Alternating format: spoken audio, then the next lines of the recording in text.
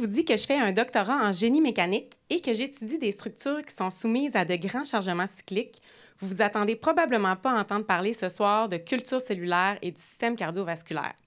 Pourtant, vous avez tous à la sortie de votre cœur une structure qui correspond parfaitement à cette définition et c'est votre valve aortique. Son rôle, c'est de s'assurer que votre sang circule toujours dans la bonne et dans la même direction. Malheureusement, quand les valves sont touchées par les maladies, il faut habituellement les remplacer complètement et on utilise des valves de métal ou des valves créées à partir de valves porcines. Mais malheureusement, les substituts présentent plusieurs inconvénients et ont surtout une durée de vie très limitée.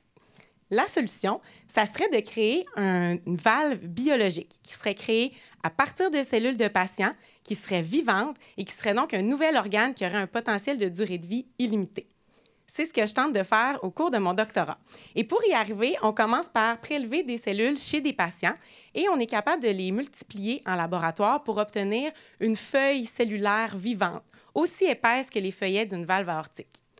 Le défi, c'est ensuite de réorganiser cette feuille de cellules vivantes dans la structure tridimensionnelle de la valve. Et pour y arriver, on a développé une technique de construction qui ressemble un peu à faire de l'origami, mais plutôt que d'utiliser une feuille de papier, on utilise un matériau un peu spécial qui est notre feuille de cellules vivantes. On triche un peu, par contre, quand on fait notre origami, et c'est ce que vous pouvez voir sur l'image du centre, parce qu'on a développé différents moules et différents gabarits pour nous aider dans la construction de la structure tridimensionnelle et pour s'assurer qu'on a toujours la même géométrie de la valve. Par contre, réussir à reproduire la structure de la valve en 3 dimensions, c'est bien beau, mais c'est pas tout, parce qu'il faut aussi s'assurer que notre valve est capable de bien répondre aux contraintes qu'on retrouve à la sortie du cœur. Et c'est là qu'entrent en jeu les bioréacteurs. Un bioréacteur, j'appelle ça souvent un mini-centre de conditionnement physique pour les valves. On va prendre notre valve biologique qui a de faibles propriétés mécaniques et on va l'installer dans le bioréacteur pour l'exposer progressivement aux contraintes qu'elle va rencontrer à la sortie du cœur.